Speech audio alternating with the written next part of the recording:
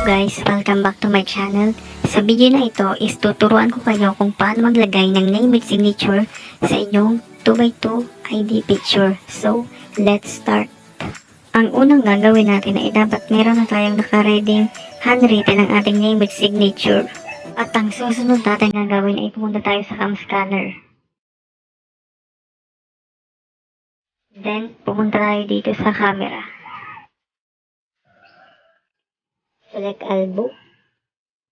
Then, pumunta tayo doon sa ating naka-reading handwritten with signature. So, ito yun. Ito sa natin yung select. Then, import. Then, select next. So, dito is meron tayong magpipiliin na iba't ibang filter. So, ang aking napili ay ang black and white. So, okay na to. So, press ko lang yung check. Then, punta tayo dito sa 3 dots. Then, save to gallery. Ang next na natin gagawin, ipupunta tayo sa ating PixArt.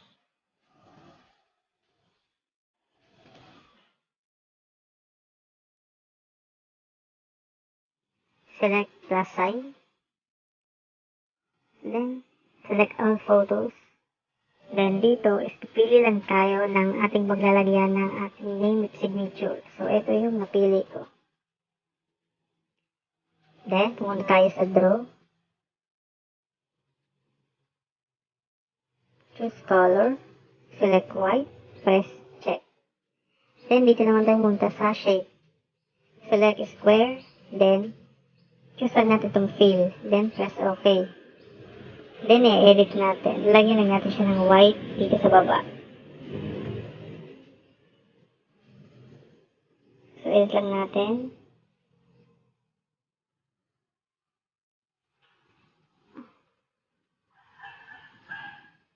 Then, okay na to. Then, press check. At pumunta naman tayo sa add photo. Select lang natin yung ginawa nating handwritten ng ating name with signature. Press add.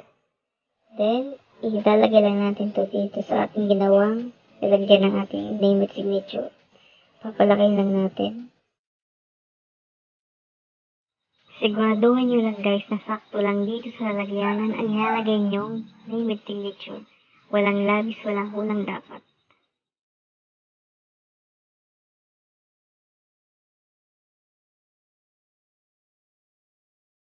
So, okay na to. Then, select ko lang yung check. Then, press save. Ganun lang kadali guys ang paglagay ng name with signature sa ating 2x2 ID picture. Kung nagustuhan mo ang video na ito, just hit the subscribe button and i-hit mo na rin ang notification bell para update ka pa sa mga susunod ko pang gagawing tutorial videos. Ito lamang guys at maraming salamat.